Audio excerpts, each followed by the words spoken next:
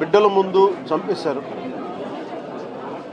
4 గంటల ఆ బిడ్డ మా నాన్న బాగుండాలని చెప్పి గొంతు తడారిపోయే వరకు ఆ బిడ్డ ప్రార్థిస్తూనే ఉన్నాడండి దేవుడిని.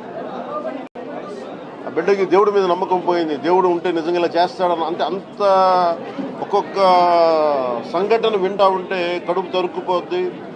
అలాగే వాళ్ళు మేము నమ్మకంతో ఎందుకు ఇలా జరిగింది, ఎందుకు ఇలా అయింది మాకు అనేది వాళ్ళ బాధను వింటూ ఉంటే నిజంగా ఏమాత్రం స్పందన ఉన్న వ్యక్తి ఎవరైనా సరే, చిన్నపాటి మెత్తదనం ఉన్న ఎవరైనా వ్యక్తి నలిగిపోవాల్సింది.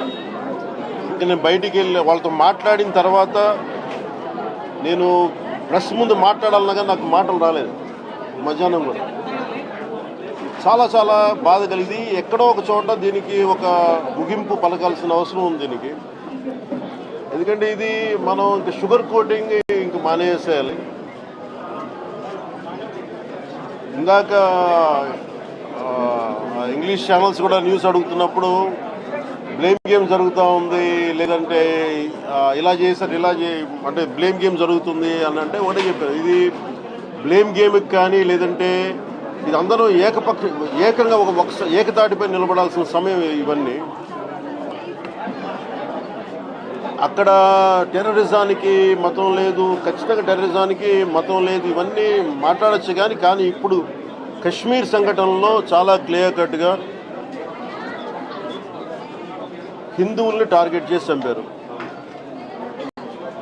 అంటే వాళ్ళందరూ చెప్పడం ఏంటంటే ఇవన్నీ కూర్చోబెట్టి మనం దీన్ని ద్వేషాలు పెంచడం ఇవన్నీ కాదు, కానీ నువ్వు హిందువా నాన్ హిందువా అంటే అది చాలా అమానుషంగా వాళ్ళు అడుగుతూ ఒక్కరితో మాట్లాడుతుంటే వాళ్ళు చెప్తుంది ఏంటంటే కల్మా చదవమన్నారు. మాకు రాదనగానే కూర్చోబెట్టి అంటే ఎంత బాధాకరంగా అనిపించిందంటే, నేను బుల్లెట్స్ బాడీలో దిగినాయి అనుకున్నాను, కానీ తల చుట్టూ గుడ్డ కట్టేస్తుంది. ఏముంది అంటే స్థలం లేదు, ఒక సగం తల లేదు.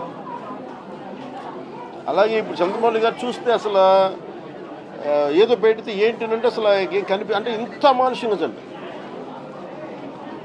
అంటే ఇది irrespective of religion, irrespective of region, మన కల్చరల్ సాంస్కృతిక డిఫరెన్సెస్ కానీ భాషలు కానీ అన్నీ దాటి ఇది అందరూ ఉగ్రవాదం పైన ఏకతాటిపైన ఒకే గళం ఇప్పాల్సిన సమయం ఇది. మటుకు ఇది అందరం మనం బాధ్యత ఇది అందరికీ. ఎందుకంటే ఈ రోజున చనిపోయారు, మిగిలిపోయిన వాళ్ళకి వాళ్ళ ఉగ్రవాదుల ఆలోచన కూడా ఏంటంటే బాధ కలిగించాలని. ఈరోజు చనిపోయిన ఈ దాదాపు 30 మంది వాళ్ళకి కలిగింది, దేశం మొత్తానికి కలిగింది బాధ, దేశం మొత్తానికి క్షోభ. అంటే వాళ్ళు ఏ ఉద్దేశంతో ఇలా మనకు ఇలా జరిగితే హిందువులు ముస్లింలు కొట్టుకుంటారన్న ఆలోచన అవి జరగవు. కానీ బట్ ఖచ్చితంగా ఏ ఉగ్రవాదులు అయితే చేశారో వాళ్ళ మటుకు ఒక్కొక్కరిని ఖచ్చితంగా ఏరివేయటం కేంద్ర ప్రభుత్వం నరేంద్ర మోదీ గారి నాయకత్వంలో ఖచ్చితంగా జరుగుతుంది.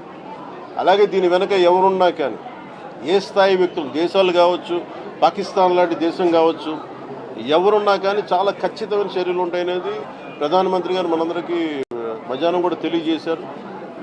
ఇది ఇలాంటి సమయంలో ఇర్రెస్పెక్టివ్ ఆఫ్ పొలిటికల్ పార్టీస్, మొన్న వక్ఫ్ ల్యాండ్ సమయంలో కూడా విభేదించిన వ్యక్తులు కూడా ఈ రోజున ఉగ్రవాదం సమస్య వచ్చేటప్పటికి అందరూ ఏకతాటిపై నిలబడ్డారు. ఇది ఖచ్చితంగా అందరూ అంటున్నది ఒకటే మాట, ఇది మీరు హిందువులా కాదా అని చెప్పి టార్గెట్ చేసి మరీ చంపారు. It's targeted Hindu killing. ఇది there is no second thought about it.